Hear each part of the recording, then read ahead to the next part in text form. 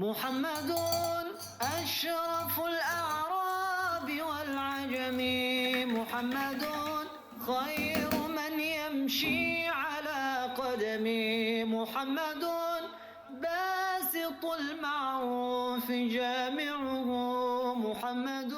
السلام عليكم ورحمة الله وبركاته. ازيكم عاملين ايه؟ يا رب تكونوا بخير. معاكم كريم الشيخ. طبعا كل واحد فينا كده بيجيله فترة في حياته الحمد لله انها بتتجدد حوالي كل شهرين 3 شهور مرة، ان انت بتحاسب نفسك، بتشوف ان انت في حاجات كتير ناقصة في حياتك، في حاجات كتير انت اتغيرت فيها، في حاجات كتير انت ما بقتش ملتزم فيها، سواء بقى في دينك، سواء في شخصيتك، سواء في حياتك عموما. المهم انت شايف ان انت مقصر في حق نفسك، والحمد لله ان الواحد فينا بيعرف يحاسب نفسه، يعني مش سايب نفسه للهوى او للشيطان هو يمشيه بمزاجه. لا، كل واحد بيجيله فترة كده، يعني الحمد لله انها بتيجي بدري، مش بتيجي كل فين وفين، لا هي بتيجي بدري الحمد لله.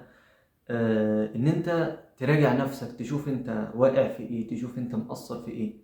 والحمد لله الواحد يعني قعدت مع نفسي كده وشفت انا مقصر في ايه، وطبعا حاولت ان انا ابدا اغير فيها.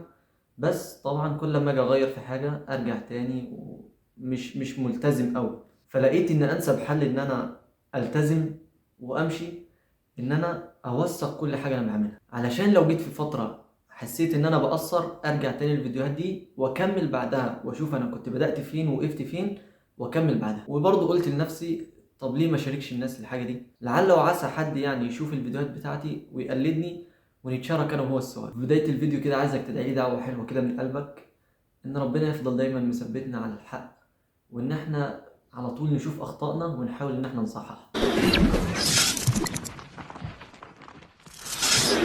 طيب ايه الاخطاء او ايه الحاجات اللي انا شايف نفسي مقصر فيها وعايز اعملها؟ اول حاجه في دينك لازم تكون قريب من ربنا قوي، او على الاقل خالص تأدي الاوامر اللي ربنا امرك بيها. مش لازم تكتر على نفسك، لا ابدأ كده الاول. مثلا انا شايف ان انا مقصر في الصلاه في المسجد، او شايف ان انا مقصر في الصلاه في صلاه الجماعه، او شايف ان انا مقصر في الصلاه عموما، بصلي فرض واسيب فرض. فلازم اول حاجه تبداها ان انت تشوف نفسك مقصر في الدين ازاي. الصلاه دي اهم حاجه طبعا، فانت اول حاجه بتبص لنفسك فيها انت ملتزم في الصلاه ولا لا. طب انت ملتزم بتصلي الفروض كلها، طب هل بتصليها في جماعه ولا لا؟ لا ما بصليهاش. طب هل بتصليها في المسجد ولا لا؟ لا ما بصليهاش. طب هل السنن، سنن الصلاه، هل بتصلي السنن قبل وبعد الصلاه ولا لا؟ طب هل انت بتشوف نفسك ناقص حاجات كتير منك؟ علشان كده انا في البدايه كده قبل ما ابدا الفيديو كتبت الحاجات اللي انا شايف نفسي الحاجات دي ناقصاني وان انا محتاج ان انا اعملها ضروري ضروري ضروري. وبرضه الحاجات دي ان شاء الله يعني لو انت سمعت الفيديو للاخر هتلاقي في حاجات كتير قوي انت محتاج ان انت تعملها وفايتاك، او انت ناسيها، او مقصر فيها عامه.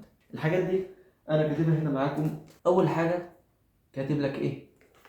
بداية تغيير حياتي للأفضل. ده طبعا بفضل ربنا سبحانه وتعالى وبأمر من ربنا سبحانه وتعالى. ربنا يا رب يوفقنا ونقدر إن احنا نلتزم بالحاجات دي في البداية كده يعني. أول حاجة أنا أعملها أذكار الصباح والمساء. طبعا الأذكار دي لازم تكون ملازماك. يعني أنت لو أنت جيت كده تقرأ أذكار الصباح والمساء هتلاقي فيها حاجات كتير. لما تيجي تقرأ في السنة النبوية هتلاقي سيدنا النبي صلى الله عليه وسلم قايل لك فيها حاجات كتير قوي. علشان كده لازم تلتزم بأذكار الصباح والمساء لأنها حصن لك. تمام؟ فأول حاجة نلتزم بيها أذكار الصباح والمساء. فعشان نلتزم بأذكار الصباح والمساء لازم تظبط نومك. فأنت نومك لازم يكون نام بالليل وتصحى بالنهار. فلازم يعني على الأقل خالص تحاول أول حاجة تظبط نومك. يعني أنا الحمد لله لسه النهاردة كده راجع من البلد، فحاولت إن أنا أظبط نومي.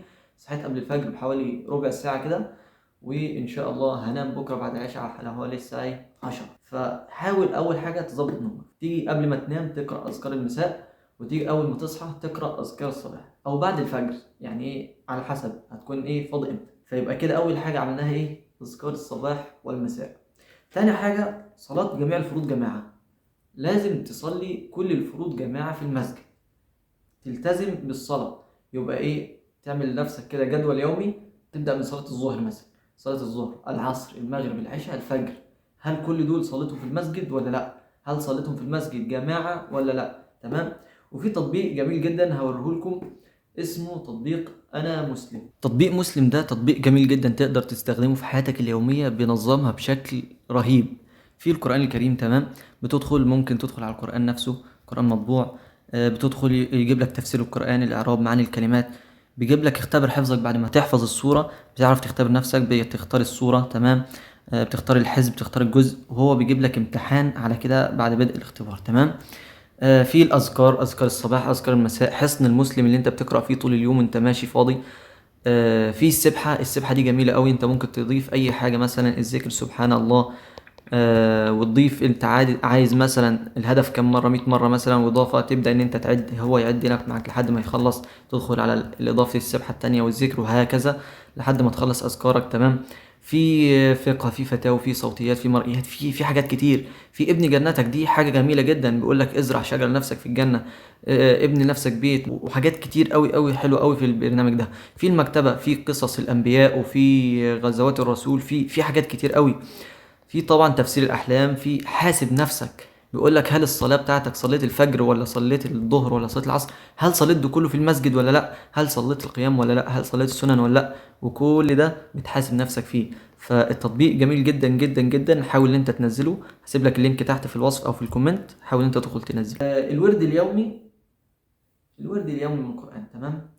وانا كاتب لنفسي ورد يومي لا يقل عن ربعين من القرآن، تمام. انا الواحد كان حافظ القرآن كويس، بس طبعا لما دخلت الكلية الدنيا دي بتشغل الواحد كتير، فبتلاقي نفسك بتفضل المذاكرة عن انت تقرأ قرآن، وده غلط غلط غلط كبير جدا.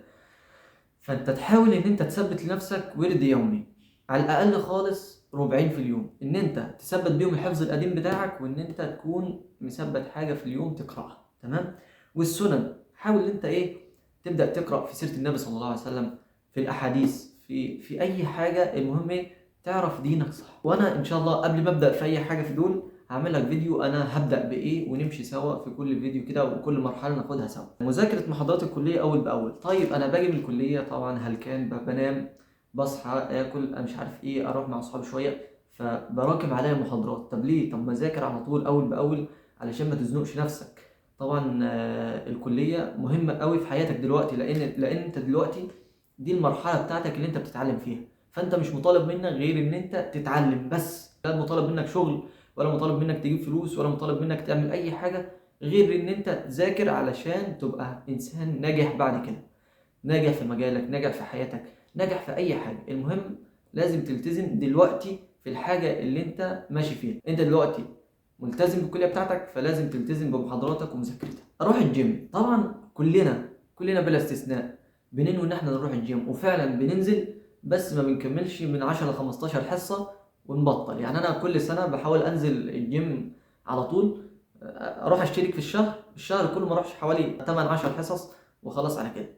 فان شاء الله نحاول نلتزم المرة دي ونروح الجيم. وبرضو كل حاجة هتتوثق في بلاي ليست ان شاء الله على القناة، علشان اي حد فيكم بيتفرج عليا يدخل يتفرج على الفيديوهات كلها ان شاء الله، ونحاول ان احنا نترك حاجة حسنة كده وحد يقلدنا فيها. اللغة الانجليزية، انا من زمان، من قبل ما ادخل الكلية، يعني بقالي 3 سنين اهو عايز اتعلم اللغة الانجليزية، ومفيش وقت، او في وقت بس انا مكسل او مش عارف انظم وقتي. فعلشان كده حطيت اللغة الانجليزية وكل حاجة في دول ان شاء الله. يعني مش لازم تعمل كل دول في نفس اليوم، انت طبعا بتعمل جدول يومي قبل ما تنام او اول ما تصحى، تكتب فيه كل حاجة انت عايز تعملها في اليوم ده من ساعة كذا لكذا، وكل ده ان شاء الله هنعمله سوا في فيديو مفصل. فانا بس بقول لك انا اللي انا محتاجه، او اللي انا مقصر فيه، او اللي انا كنت محتاج اعمله بس مفيش وقت ان انا اعمله فيه، تمام. فاللغه الانجليزيه ان شاء الله برضو نحاول ان احنا نتعلمها في الفتره دي، وطبعا مش هنلاقي غير ابراهيم عادل زي امريكان انجلش ان احنا نتعلم منه، وبرضو هنعمل فيديو عن الكلام ده. اخر حاجه اطور من موهبتي. طبعا كلكم عارفين او معظم اللي بيتفرج عليا عارف ان انا قارئ او منشد ديني. فطبعا الموهبه دي ما ينفعش ان انت تسيبها. لو انت سبتها شويه، كان الشيخ دايما بيقول لي انت لو سبت صوتك شويه بيصدي، فتيجي ترجع تاني تلاقي نفسك مقصر في حق نفسك ومش عارف تقرا زي الاول وكده. فنحاول ان احنا نطور شويه، ان احنا نعمل مثلا نقرا سوره كامله كل اسبوع على الاقل. نحاول ان احنا نختم القران الكريم يعني بصوتي، او انا يعني احاول اختم القران بصوتي وانزله كله على قناه اليوتيوب التانية اللي انت مشتركتش فيها او مشتركش في القناه دي، فتنزل تشترك فيها وتروح تشترك في القناه التانية. وان شاء الله نحاول ان احنا نسجل القران الكريم كامل، واناشيد دينيه طبعا، واغاني افراح اسلاميه بدون موسيقى. يعني بحاول ان انا نغير من نفسنا للاحسن بكتير ان شاء الله. فطبعا دي كل الحاجات اللي انا شايف نفسي ان انا مقصر فيها او ان هي ناقصاني وان انا محتاج ازودها.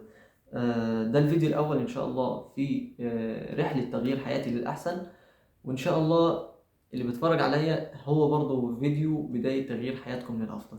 بس اهم حاجة النية تكون خالصة لله سبحانه وتعالى، ونبدأ كلنا ان احنا نغير من نفسنا وبس كده. استنونا في الفيديوهات القادمة ان شاء الله، وكل حاجة هتكون متوثقة في بلاي ليست تدخل تتفرج عليها، وان شاء الله هتفرق معاك كتير جدا.